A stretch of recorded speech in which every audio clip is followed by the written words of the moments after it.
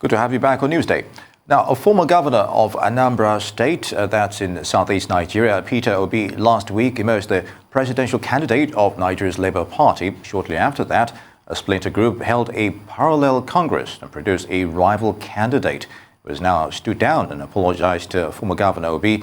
That's according to a news report. Now, Dr. Yinusa Tanko is the spokesperson of the National Consultative Forum, which adopted the Labour Party. And he now joins us. Good to have you with us, Dr. Tanko. Now, how would you describe the state of affairs of the Labour Party? Thanks for having me. Yes, good to have you. So, give us a better perspective of the state of condition of Labour Party right now. Is there a crisis or not? Oh, no, there's no crisis at all. In fact, the Labour Party is more solidly on ground than it has ever been. When the hula baloo started about Callistus Okafor, we make the clarification as clearly as possible that Callistus is no more a member of the party, and that the issues that he raised within his own contest has already been overtaken by event.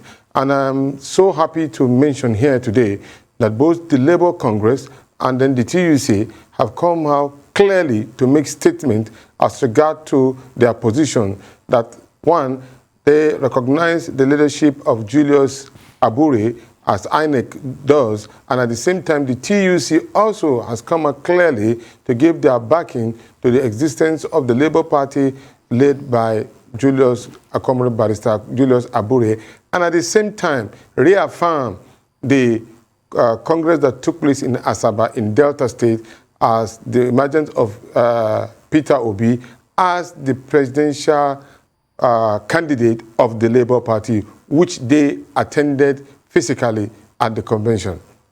Oh, thank you, Dr. Tanko. We understand that there will actually be some collaborative effort between Peter Obi and the new Nigeria People's Party, that's Rabiu Kwankwaso, in terms of working together to defeat the ruling All Progressives Congress. Can you confirm that? And if it's true, can you give us a progress report?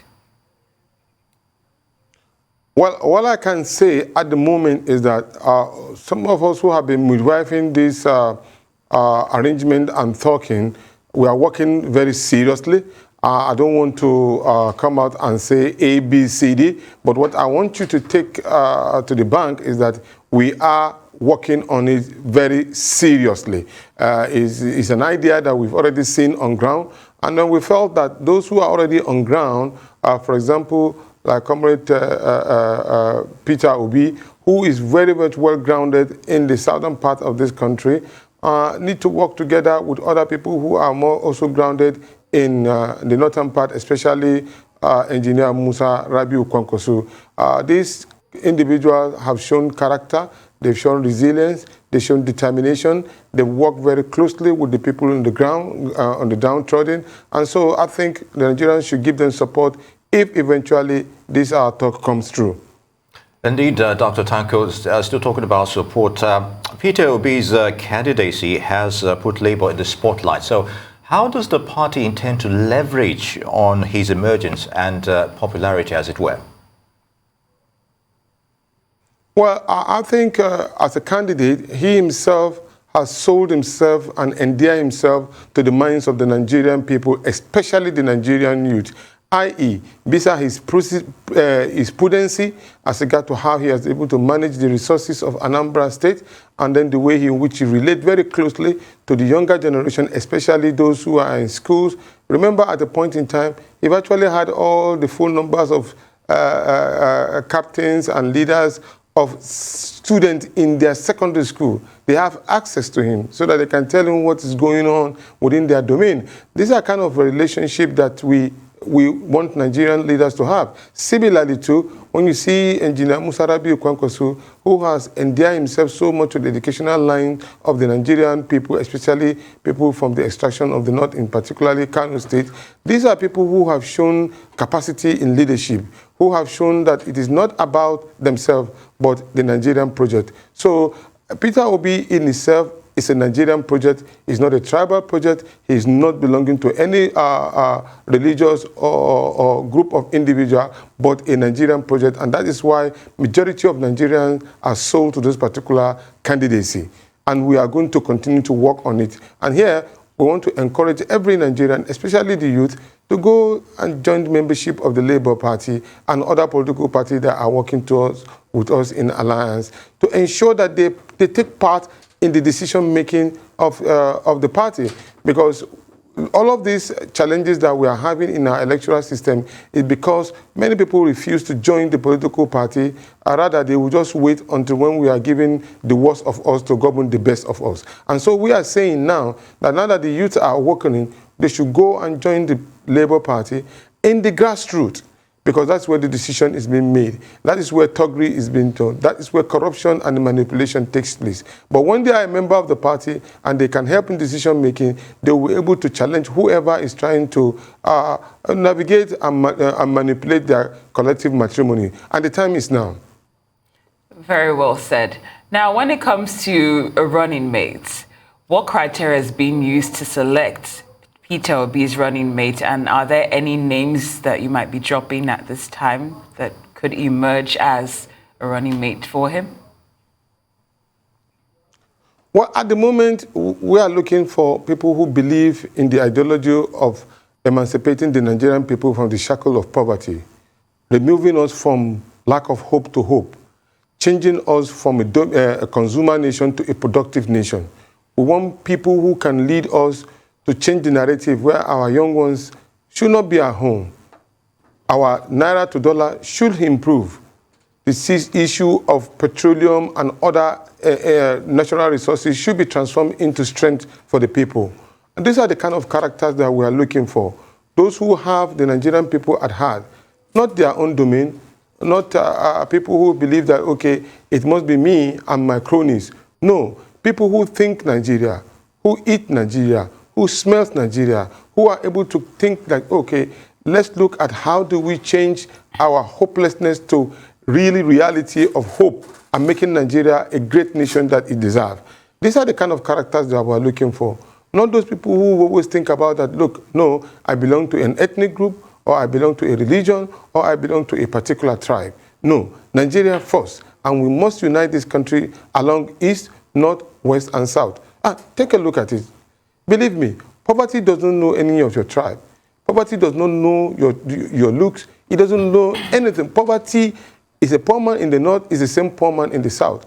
A poor man in the east is the same poor man in the west. And so what we want, we have a country that has the capacity to change the African continent into a very promising continent. And Nigeria can be pivotal to that. And then we believe also that when we have a good leader who can change our narrative from poverty level to a prospective nation, we can be the great nation that all of us aspire to. And when we have that, all of this issue of insecurity, all of this issue of people going into a riot and demonstration, also going to strike and all, it will be a thing of a past. And then we believe that with the leadership of these gentlemen, if they come together, they can really put up a lot of strength, and Nigerians will be happy for it.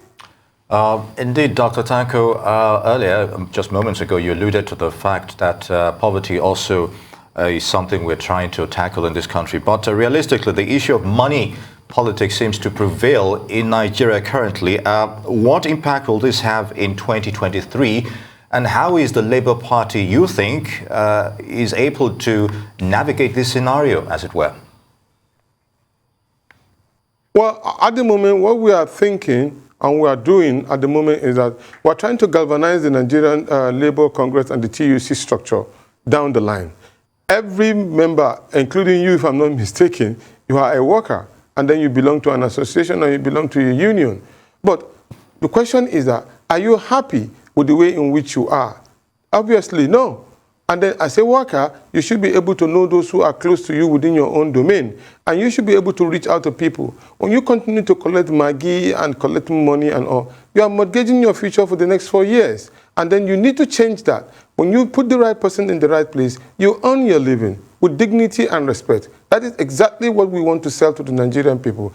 And I believe the Nigerian Labour Congress and the TUC and all other political parties who are willing to join this particular movement believe in this. And if you have this, we will be able to change all of this particular hopelessness and what we don't have in our mind to go into oblivion. And that is the reason why we believe that with the way in which the Nigerian youth are coming out en masse to support this particular movement, we should be able to change the narrative from collecting money. We can collect and dump the candidacy of those who want to mortgage our future and vote for the right candidate, because after all, the money that they are peddling and showing to us belongs to us. And then they have been able to just use their position to siphon those particular money. And we must be able to do it for the Nigerian people. In fact, let me even be selfish.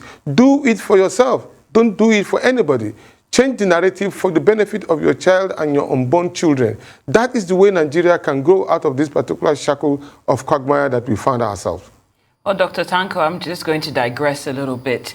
A few days ago, Peter Obi actually tweeted, to INEC saying that they should ensure speedy registration of voters, basically. And INEC is insisting that that deadline will be the end of this month. Are you of the opinion that there might need to be an extension in order to be able to give everyone a chance to register for their new PVCs, especially since there have been complaints that the site has been down and not as functional as it needs to be? But to be fair to INEC has started this particular registration for a very long time. And probably we that in the political scenario, we've been crying that Nigerians should go out and register and collect their PVC. As we speak today, the INEC chairman has come out and said there is a lot of PVC uncollected. A lot. Apart from the one that they are registering, a lot is yet to be collected. So what we urge Nigerians to do is that we don't want to continue to kind of tamper with the timetable of INEC. Because at the end of it all, people who want to form a lot of problem, the wheel of progress, will use this as an opportunity to create problems.